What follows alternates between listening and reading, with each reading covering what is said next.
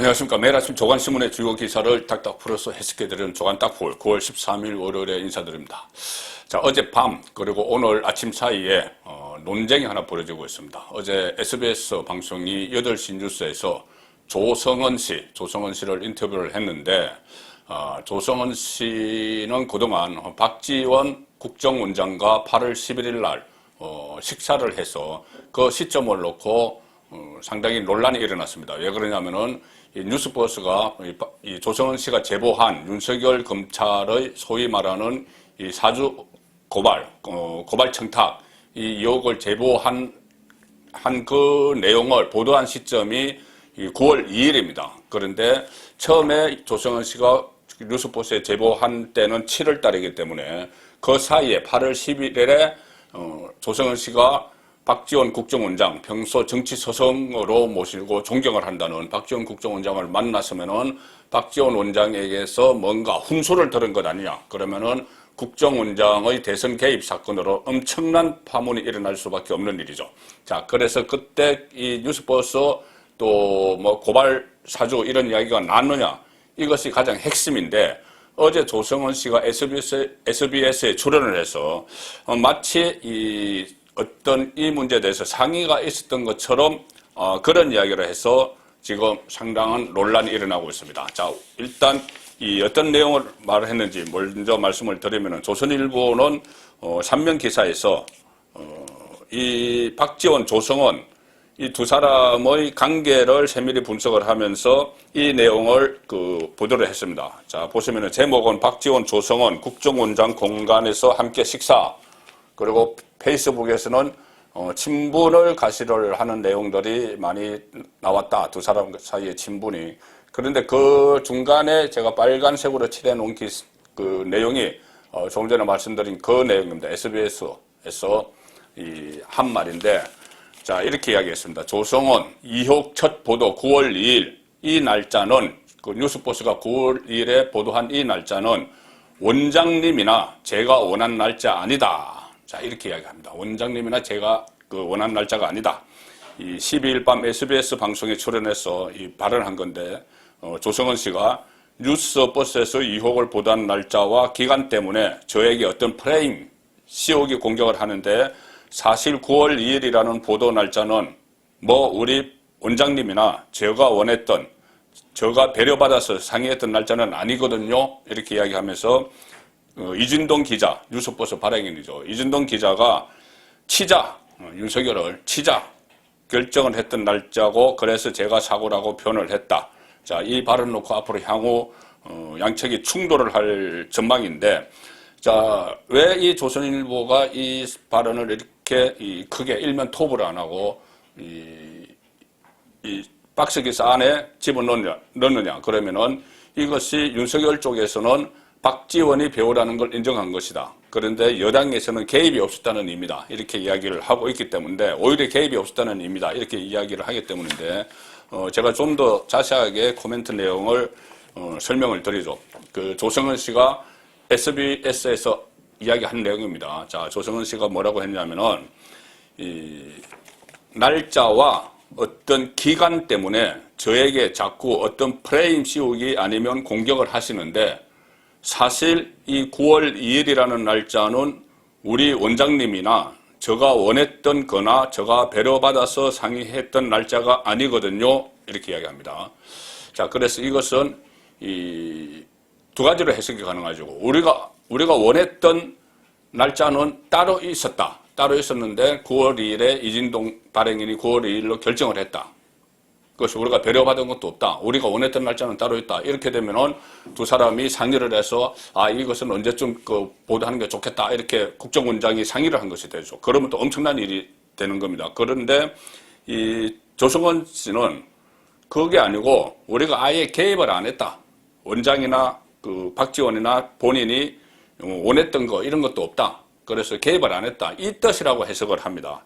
자, 그래서 여기서 이 문제가 되고 있는데 조성은 씨는 그냥 이진동 기자가 치자고 결정했던 날짜다 이렇게 하면서 막 웃었습니다.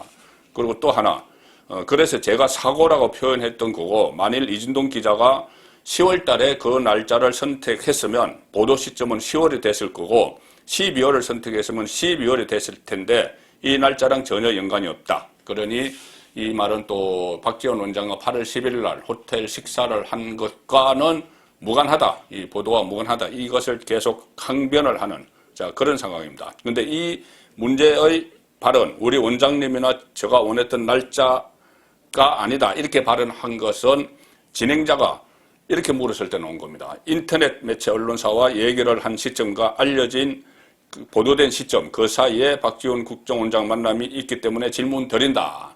그래서 이 질문, 왜 그 날짜에 만나느냐, 이 질문을 한 것이죠. 이 질문을 한 데 대해서 조금 전에 말씀드린 그런 답변을 한 겁니다. 우리 원장님이나 제가 원했던 거나 배려받아서 상의했던 날짜가 아니거든요. 이렇게 됐고 또 앵커가 이렇게 이야기합니다. 박지원 원장에게 입건과 관련해 어떤 얘기도 하지 않았다고 다시 확인하는 것이냐. 그러니까 그럼요. 예. 다시 또 이때는 또 상의 안 했다고 또 이야기하죠. 앵커가 그러면 그때 박지원 원장과 만난 날을 왜 SNS에 역사와 대하는 순간이라고 표현했느냐 이렇게 물으니 그냥 그분이 굉장히 역사적인 직책 아닌가요? 하면서 또 웃었습니다. 웃음으로 넘겼습니다. 그리고 저는 이 순간이 역사적인 순간이 아니라고 생각하고 이건 그냥 범죄 사실을 밝혀내는 과정이지 이게 역사는 아니고 그럴 가치는 없다. 윤석열 검찰의 범죄 사실을 밝혀내는 과정이다. 또 이런 식의 표현을 막 하고 있습니다. 여기에 대해서 윤석열 전 총장은 국정원장이라는 직분을 고려할 때 평소 아는 사람이라 하더라도 잘 이해가 안 된다. 제가 보기에는 좀 정상적이 아니다. 이렇게 또 비판을 했습니다. 그리고 오늘 윤석열 전 총장 쪽은 박지원 원장을 국정원법, 공직선거법 위반 혐의로 고발을 합니다. 그래서 과연 이게 어떤 의미냐. 9월 2일이라는 날짜는 우리 원장님이나 제가 원했던 거나 제가 배려받아서 상의했던 날짜가 아니거든요. 여기에 대해서, 일단 제가, 조성은 씨가 오늘 이 부분에 대해서 본인이 또 해명을 했습니다. 박지원 원한 날짜 아니다. 라던 조성은 그 말은 보도 시점을 몰랐다는 얘기다. 보도 시점을 우리가 아예 몰랐다는 얘기다. 이렇게 또 아침에 일찍 SNS를 통해서 해명을 했는데 이 말꼬리 잡기식 억지 연결이다. 이렇게 반박을 했습니다. 밤사이에 이상한 말꼬리 잡기식 내용들이 있다. 그 방송 당시나 방송 마치고 나서는 별로 그런 의문을 제기하는 언론이 없었다. 별로 그런 의문을 제기하는 언론이 없었다고 했는데 8시 뉴스 마치고 나서 왜 그랬냐 하면은 8시 뉴스에서는 SBS가 이 내용을 편집을 해서 내보내지 않았습니다. 어제 8시 뉴스에서는 조성은 씨와 약 5분가량 출연을 해서 인터뷰한 내용만 내보냈고 제목은 조성은, 손준성, 김웅 입증할 추가 자료 제출했다. 이런 내용입니다.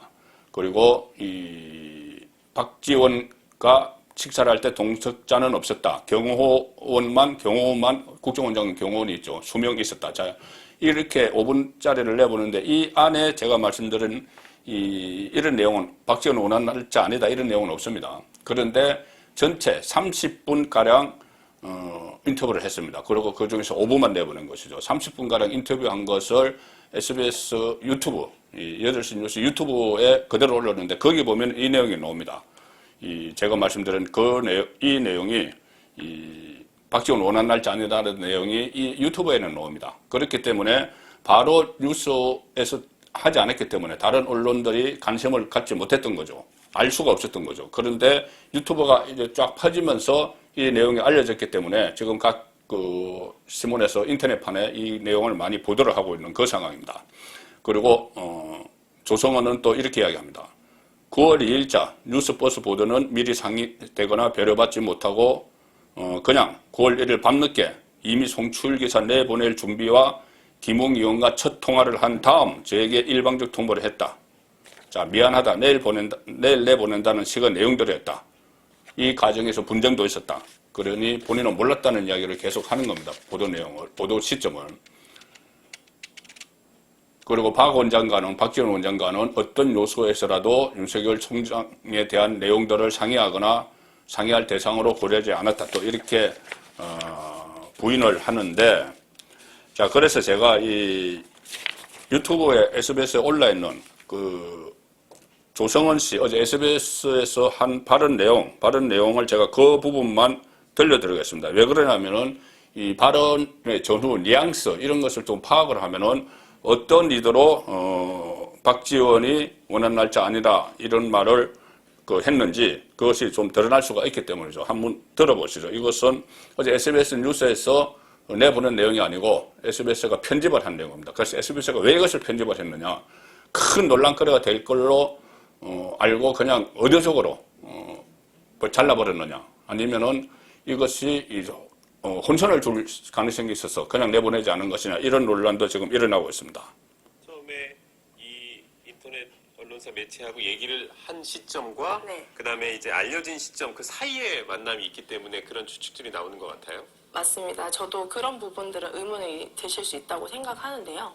사실 제가 이 부분이 굉장히 좀 심각한 사건이라고 이제 고발장을 열어보고 이제 이 내용들이 제가 손준성 보내면 손준성이 검사일 수밖에 없겠구나라는 의심의 내용도 있었고 사실 제가 굉장히 중대한 사건이라고 생각했기 때문에 저는 더 이상 이제 접근을 하기가 지금 사실 부끄럽지만 어렵다고 생각했고요.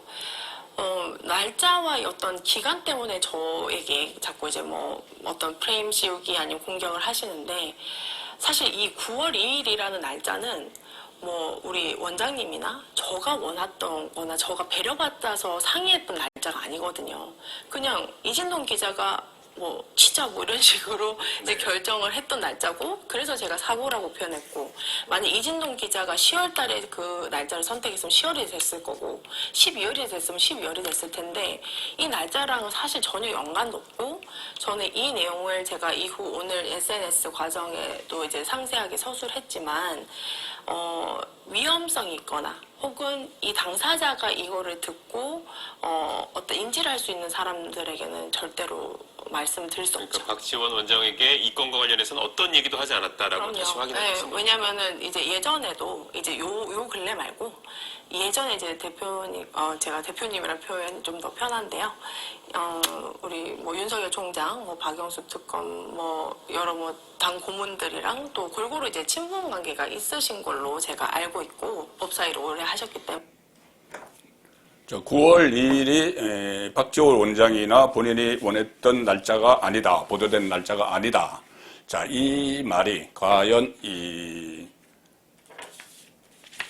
우리가 원했던 날짜는 따로 있다. 이렇게 들리십니까? 아니면은 우리가 개입하지 않았다. 이렇게 들리십니까? 그래서 전자라면은 우리가 원했던 날짜가 아니다. 이렇게 했다면은 본인이 워낙 여러 군데서 방송을 하고 지금 계속 언론 인터뷰를 계속하고 있습니다. 하는 과정에 본인도 모르게 진실이 튀어나온 것 아닌가. 자, 그런 쪽에 무게를 더 두는 그런 여론이 지금 형성이 되고 있습니다. 뒤에 것은 본인이 변명을 위한 것이고 진실을 본인도 모르는 사이에 말을 해버렸다. 그런 분석이 나오고 있습니다. 자, 그리고 또 다른 의혹들도 있습니다. 이 조선일보 아래 그 산면 아래 부분 기사 보시면은 한동수 대검감찰부장과 조성은 공익신고자 자격 놓고 거래했나? 자, 한동수 대검감찰부장 친정권 성향의 감찰부장으로 유명하죠. 그런데 자, 공익신고자, 일개 공익신고자가 감찰부장, 검사장급인 감찰부장과 직접 통화를 해서 공익신고를 하겠다 하니 처음에는 한동수가 권익위원회로 가야 된다 하더니 나중에는 그러면 휴대폰을 제출받는 그 조건으로 공익신고를 받아줬다 이야기입니다. 딜을 했다는 이야기죠. 딜을 이야기했다는 건데 여기서 이 조성은 씨가 그렇게 이야기했죠. 한동수 대검감찰부장과 직접 통화하고 의견을 주고받았다. 하지만 공익신고자 보호법에 따라 공익신고자 신청을 하는 사람이 검사장급인 대검감찰부장을 직접 접촉하는 것은 이례적이다. 자, 그래서 정치적 배경이 작용한 것 아니냐. 그런 의구심도 제기된다. 조성은 씨가 공익신고자가 되기 위해 한 부장과 딜을 한 것 아니냐 이런 그 주장 그 의혹까지 나오고 또 조성은 씨가 이렇게 이야기합니다. 김호수 검찰총장은 조국 전 법무부 장관 때 차관을 했고 박범계 법무부 장관은 민주당 소속이라서 정치적으로 해석 안 되기 위해서 감찰부장을 직접 찾아갔다. 한 부장에게 전화로 공익신고 의향을 밝혔더니 처음에는 국민권익위원회에 신고하라며 주저하다가 휴대전화 제출을 조건으로 수락했다. 딜을 했다는 이야기죠. 내가 휴대전화 주고 그 대신 이 신분 보호를 받고. 자, 이 문제도 중요하지만은 본인이 그러면 김호수 검찰총장, 박범계 법무부 장관에게도 전화를 할 수 있었다는 이야기입니다. 한동수 감찰부장뿐이 아니고. 그러니까 장관과 검찰총장에게도 내가 전화를 할 수 있었다. 자, 이것은 누군가 연결시켜주지 않으면 안 되는 문제죠. 지금 조성은 씨는 원래 민주당 출신이지만 여기 보면은 조성은 씨가 왔다 갔다 한 정당을 쭉 또 이 조선일보에서 정리를 해놨습니다. 원래 민주당 계열 출신이고 국민의당 갔다가 이 국민의힘에서 또 갔다가 뭐 이런 상황인데 이런 사람이 지금 정권 어떤 실력자 정도의 소개 없이 법무부 장관도 만나고 검찰총장도 만나고 감찰부장도 만나고 할 수 있다. 이것은 상식적으로 맞지가 않는 그런 이야기가 되는 것이죠. 자, 그래서 이 문제가 정치 쟁점화가 되고 있습니다. 야당은 반격에 나서서 원래는 뭐 고발 사주 이런 논란이 있었는데 반격에 나서서 조성은 박지원의 정치적 수양딸이다. 이것은 박지원 국정원이 대선에 개입한 것이다. 이렇게 정면으로 지금 반전을 시도를 하고 있습니다. 국정원 대선 개입 사건으로 가는 것이죠. 윤석열 쪽은 배우설을 거론하면서 지지 결집을 호소하고 있고 또 최재형과 어제 또 만났습니다. 그래서 공동 대응하자 이렇게 이야기를 했습니다. 자, 조성은 씨는 그 아래 기사 보시면 왜 1년 이상 이것을 지난 4.15 총선 전에 받았다는데 왜 1년 이상 묵히다가 제보를 했느냐. 왜 박지원 해동 전후에 또 뭐 이미지 캡처 뭐 이런 것도 보냈느냐. 뭐 이런 여러 가지 의혹들, 조성은 씨를 둘러싼 의혹들이 지금 뭐 쏟아지고 있습니다. 본인 설명에도 남는 의문들, 야당 한동수와 직접 연락했다 이런 의구심도 있고 상당히 여러 그 논란거리들을 나오면서 윤석열 전 총장 쪽에 공격의 역공의 빌미를 주는 그런 상황이 됐죠. 윤석열 쪽에서는 박지원이 대선에 개입했다. 근데 조성은은 둘이서 사적 얘기만 했다. 이렇게 계속 주초 월요일부터 논쟁이 이어지고 또 조성은 씨가 여러 곳 언론에서 이런 말 저런 말을 막 하고 있기 때문에 상당히 또 어떤 내용이 또 터져 나올지 그 부분도 뭐 좀 관심을 갖고 지켜봐야 되는 시점이 됐습니다. 야당은 기사 제보 후에 만나서 시점이 수상하다. 그리고 조성은은 김웅에게 고발장 중개 손준성 검사다. 입증할 추가 물증 공개하겠다. 자, 이렇게까지 나오고 있습니다. 자, 경향신문은 국민의힘 제보자 왜 만났나? 박지원 게이트로 전환 시도. 이것을 박지원 게이트로 전환하기 위해서 국민의 그 힘이 시도를 하고 있다. 자, 이런 기사가 나오고 있고 또 어쨌든 윤석열을 잡기 위해서 다양한 방면에서 지금 시도가 이루어지는 것은 사실인 것 같습니다. 공수처에서 윤석열을 피의자 신분으로 입건을 하고 김웅 그 국회의원 사무실까지 압수수색을 하고 했죠. 그런데 윤석열 수사를 하는 공수처의 담당 검사가 여당 국회의원이었던 표창원 보좌관을 지낸 인물입니다.